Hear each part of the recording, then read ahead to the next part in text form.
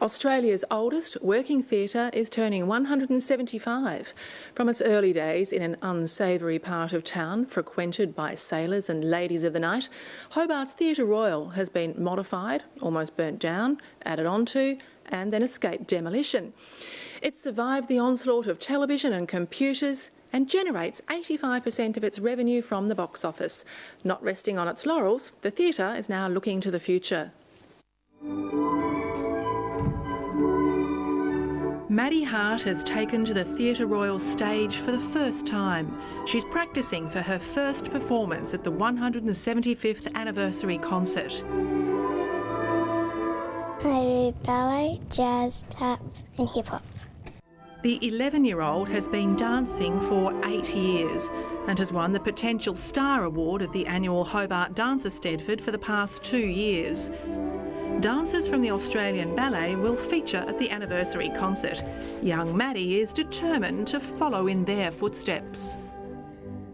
Be a ballerina in the mainland. She's following some of the biggest stars of stage and screen who have trodden these boards. The Tempest here with Kate Blanchett and Barry Otto, for example, and David Wenham. They probably weren't the names they are now in 1996 or 7 when that show played here. The future of the theatre itself has not always been assured. The Premier, I think it was Cosgrove at the time, had a plan to demolish the theatre and put the access for the Tasman Highway into Hobart was going to come through here, so the theatre was to be demolished. That was in the late 1940s. The community rallied, aided by one of the greats of theatre, Laurence Olivier. The theatre has been more charming to play in than I have known almost any other theatre in my whole little career. CEO Tim Munro became hooked as a teenager. It was to be a short career on stage though. One performance only, or one season only, glittering performance. They said I was so good I could have a go backstage. The theatre officially opened for performance in 1837 with a play called Speed the Plough. Far from the occasion to dress up for a special night out like these theatregoers in the 1960s, its early days were far from salubrious. Located in the dirty end of town, the theatre held cockfights and boxing. I think entertainment had a pretty colourful history in the colonies, and being a performer in the 1830s, you would have been competing against a lot of entertainment out there in the auditorium. So there would be fights and all sorts of carry-on. Like the entertainment on offer, the building has undergone many renovations and extensions over the years, but what the audience sees is pretty much the same as it was over a century ago.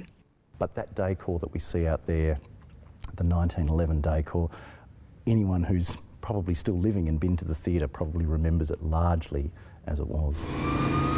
During renovations for another anniversary, disaster struck. The theatre was in the midst of a $1 million renovation. It was scheduled for completion to coincide with its 150th anniversary in November. Sir Laurence Olivier again joined the community fight to save it. Well-known Tasmanian performer John X launched his career here. We wrote the script and I played King Arthur at about 21 and then produced a show there, and then since my early 20s, about 24 onwards, haven't stopped, been in here a lot and sort of take it for granted, really. Even though he's strutted much bigger stages interstate in productions including The Lion King, Billy Elliot and The Boy from Oz, John X says the Theatre Royal remains a favourite. The acoustics are amazing in this place. You can sit on stage and whisper, and if the audience is quiet and not coughing or eating their chips, you can hear it ping off the back wall. Backstage is less amazing. But that doesn't matter because the people don't pay for that. All that matters is what they see on stage. John X says he's been in far worse. It's like being in a submarine, whereas here it's not being in a submarine, here it's more like being in an old apartment building. With just 700 seats, he says the intimacy makes the Theatre Royal a great training ground and place of inspiration. I was about 3 or 4 and Mum and I saw My Fair Lady. And I don't have very much memory of it, but what I do remember is just the atmosphere and just the electrifying kind of mood that the entire theatre was in. And seeing Eliza Doolittle come out in her white dress, it just kind of made theatre for me. And I was like, yes, I'm doing this. Do it, he did. As a 12-year-old, Joshua Wastgate set off interstate alongside John X for a starring role in Billy Elliot.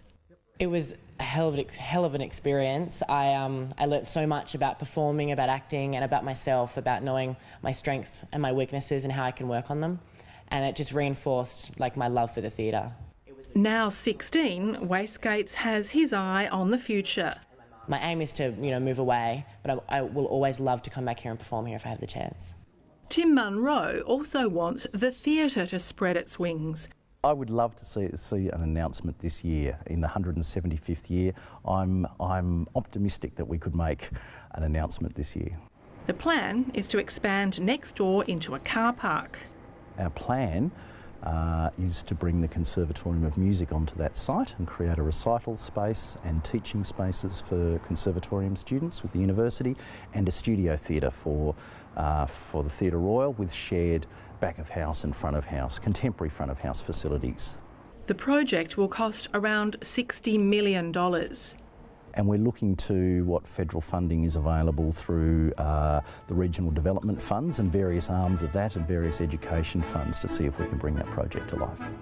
Failing that, there's a federal election next year, and the theatre is in the now marginal seat of Denison.